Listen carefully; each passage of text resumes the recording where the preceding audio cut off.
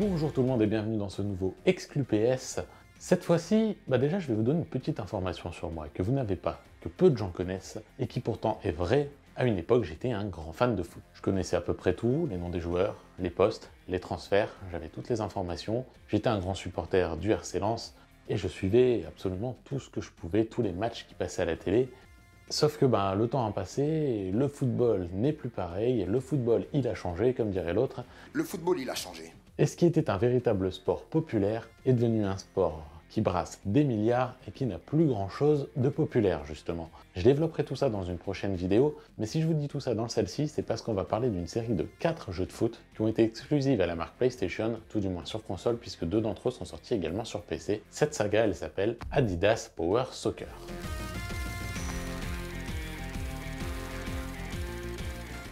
Et c'est en 1996 que le studio Psygnosis, un studio au logo bien connu des joueurs, édite et développe un jeu sous licence Adidas. Il s'agira donc du jeu Adidas Power Soccer.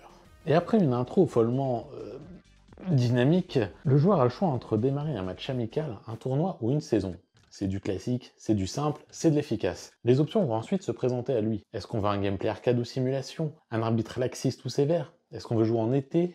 En automne, en printemps, en hiver? Force est de reconnaître que le jeu propose tout de même pas mal de personnalisation pour une des premières tentatives du genre sur PS1. On peut même choisir entre 2 types de contrôle. Mais une fois le jeu lancé, et au-delà même du fait que ce soit pas bien beau, le joueur choisit son équipe et sa tactique. Alors les équipes sont peu nombreuses, on a que le championnat de Ligue 1, et donc que les équipes de Ligue 1 forcément. Et pour l'exemple, on va choisir le RC Lens ici. Pourquoi? Parce que, comme ça.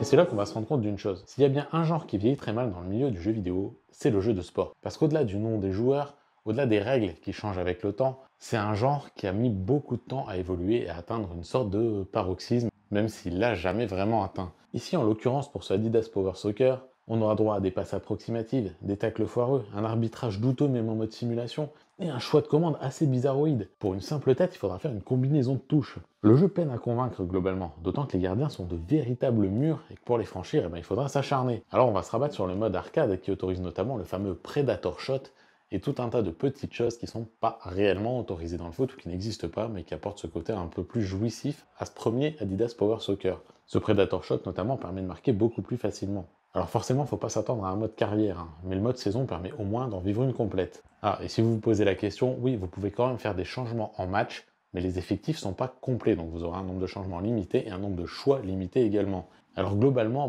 aujourd'hui, l'expérience, elle n'est pas super satisfaisante.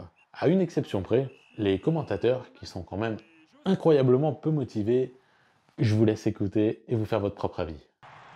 Oula! La faute grave! Ah, c'est affligeant, c'est affligeant! Ah ah! La roulette! Bien vu! Quel boulet de canon! Fulgurant! Ah là là! Superbe plongeon, autant que faire sauter. Alors j'ai eu quelques avis sur ce Adidas Power Soccer, des avis qui ont pu avoir lieu à l'époque, et des joueurs en ont retiré une bonne expérience sympathique. Mais aujourd'hui, il a quand même sacrément mal vieilli, et il peine à convaincre, et sur le coup on se dit que il y a beau y avoir 3 suites, ça va être compliqué.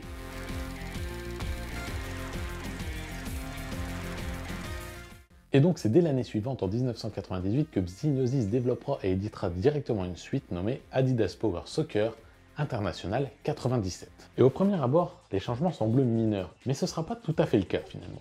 Parce qu'hormis la forme, avec un contenu clairement boosté, puisqu'on y retrouve cette fois-ci les 5 grands championnats, alors que précédemment, comme je l'avais dit, on n'avait que la France, cette fois on rajoutera l'Angleterre, l'Italie, l'Espagne et l'Allemagne, on trouve une cinquantaine d'équipes nationales qui étaient totalement absentes du jeu précédent, plus de tournois, dont l'Euro 96 qui est jouable, et les noms d'une partie des joueurs qui sont cette fois sous licence, ce qui n'était pas le cas du jeu précédent où on avait des noms fictifs, alors souvent c'était juste une lettre qui changeait, par exemple Varmus au lieu de Varmuse, ou Sikora à la place de Sikora. Cette fois-ci on peut quand même s'en sortir avec quelques noms corrects, ce qui est toujours un plus pour les amateurs. De quoi montrer déjà un peu de soin, car même si les commentaires supplémentaires ont été ajoutés et qui sont toujours aussi mauvais, en match les commandes sont plus précises, les passes mieux calibrées, l'IA agit enfin, parce que dans le jeu précédent, elle était quasi amorphe. Tout du moins, l'IA alliée. Cette fois-ci, elle va pas se gêner pour faire des tacles. Et si les gardiens restent des murs, ils encaissent quand même un peu plus facilement, ce qui augmente quand même un peu le réalisme du titre. Bon, pour autant, il faut pas oublier que le but du jeu, c'est avant tout son mode arcade qui est toujours aussi permissif, avec toujours notamment ce fameux Predator Shot.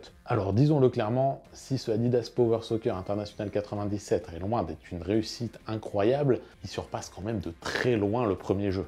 Et c'est ce qui lui donnera le droit d'avoir de nouvelles suites.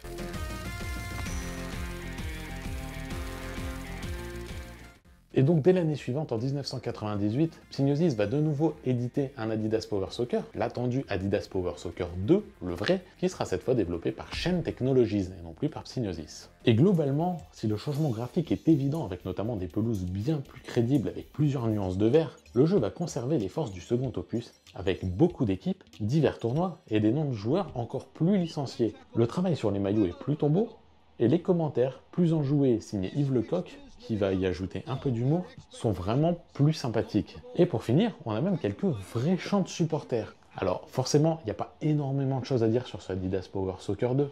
Ça reste un jeu de foot, il apporte pas des choses incroyables, les gardiens sont toujours de véritables murs à franchir, mais il y a quand même une évolution. Alors globalement, de ce Adidas Power Soccer 2, on retiendra surtout l'amélioration en ce qui concerne l'ambiance générale, l'ambiance footballistique générale autour des matchs, et donc un plaisir de jeu qui est franchement amélioré. Ce qui donc, une nouvelle fois, lui donnera le droit à une ultime suite.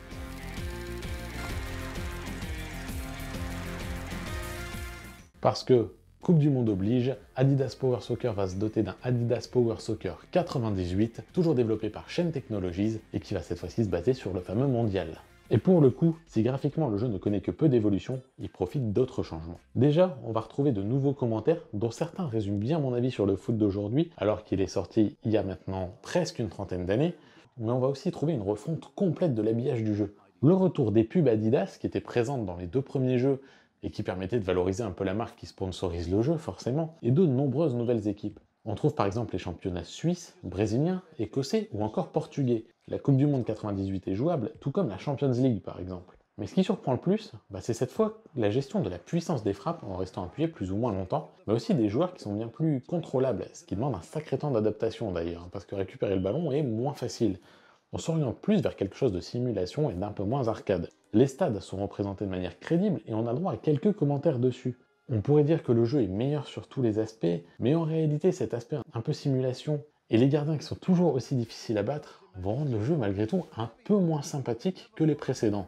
Et globalement, au final, ce qu'on va retenir de la saga Adidas Power Soccer, c'est que c'est une saga qui a démarré assez faiblement et qui a évolué avec son temps, mais le tout sur seulement 3 petites années, et avec un dernier jeu qui est un cran en dessous en prenant une direction un peu surprenante. Reste que, si le jeu ne s'est pas fait une place au panthéon des jeux vidéo, il a quand même réussi à se faire une mini-place dans celui du jeu de foot. Alors forcément, il y a deux gros mastodontes devant, et d'autres petites sagas qui ont réussi à se faire une place entre-temps, mais Adidas Power Soccer aura quand même marqué une petite page de l'histoire de la PlayStation. Si vous avez joué à la saga ou à quelques jeux de la saga, n'hésitez pas à me laisser votre avis sous la vidéo, et moi en attendant, je vous souhaite une bonne journée à toutes et à tous, et on se retrouve dans quelques semaines pour une nouvelle vidéo.